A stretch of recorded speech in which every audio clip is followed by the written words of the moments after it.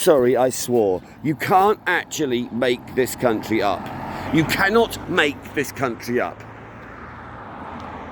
I am on 3 sets of fucking charges because the police want me down.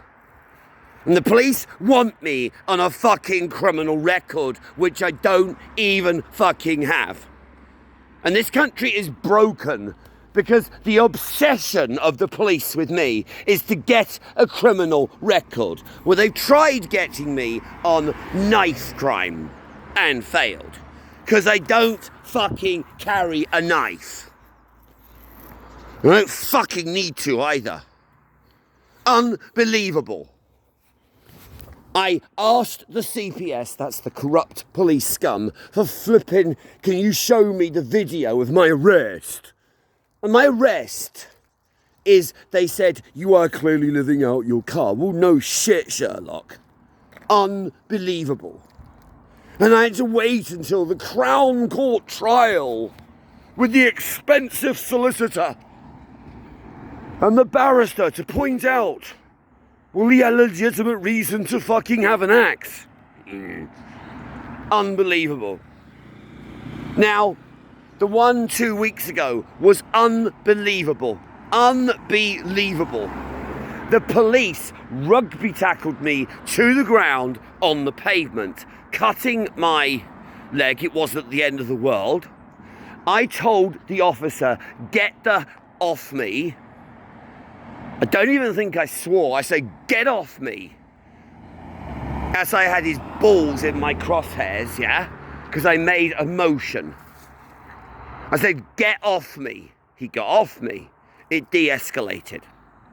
And then another filthy police officer turns up. Well, when there's 2 police together, they have concocted statements to a police station. There is, however, a witness, and there were other witnesses. I approached one of the witnesses actually during the time when I was wanted again. And it turns out, and you're going to be bloody surprised at this, the police were lying.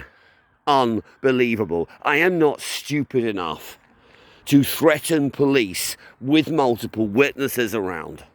So that was Monday. I must be Britain's most wanted. Right, so what, that's case number, we've dealt with the axe murdering. They're in the bushes over there, that's a joke. Right, basically the fucking next one is that we've dealt with the fact that the police are lying that I assaulted them. The harvester. Oh, the effing harvester. I was basically at the harvester, the one next to Windsor, because for legal reasons I don't want to be seen to approaching this little wanker. I had my hands dirty. I needed to go on my boat voyage in the middle of winter, as you do. And I went towards the tap and he tried to block me off. That is not assault. But according to who is the custody sergeant at Maidenhead, they're getting so desperate. They charged me. Let me explain to you something. I do not have a criminal record. I do not have one. And they are determined to lay one on me. Determined. Oh, and of course, actually Sunday was nothing, by the way. You think Sunday is anything to do what I am going through? Now, if anyone who knows me look into my eyes, my God, you could practically get a flipping bus through my eyes today. Let me explain what socialist NHS tells you about mirtazapine. I'll tell you about the medication as well. I have mid-cycle sleeping. Had it for a while. I've used a very low dose of a tricyclic antidepressant. Now, it only got to a problem stage when I came back to UK, when I basically had to up my dose, self-medicated. Now, the problem there was that I went to the doctor on the phone. This was during COVID. And she says, I'm going to give you sertraline. By the way, that's my sneering voice to anyone in sort of... Anyway, I said, well, no, I don't want to take sertraline. Yes, you are. No, I'm not. So we had this, yes, you are, no, I'm not.